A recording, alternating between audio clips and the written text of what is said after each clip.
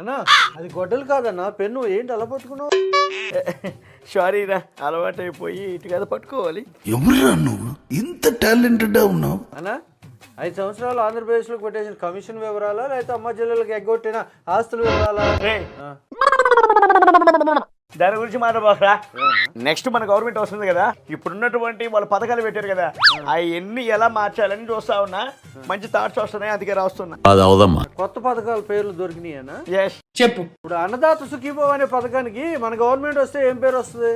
అన్నదాతకి జగనన్న సాయం. మనకు గాయం చేయడమే తెలుసు కానీ సాయం చేయడమే తెలుసు అన్న. నెక్స్ట్ దీపం పథకానికి ఏం పేరు అన్న? జగనన్న దీపం. నువ్వు వెలిగించే దీపానివి కాదన్నా, ఆర్పే దీపానివి. జగనన్న ఆర్పే దీపం అని పెట్టన్న బాగుంటది.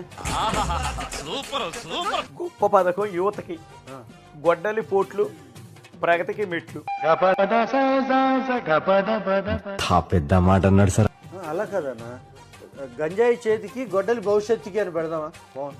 ఎస్, ఇది బాగుందిరా, ఇది రాసుకుంటా. మీ బతుకులు తేడా.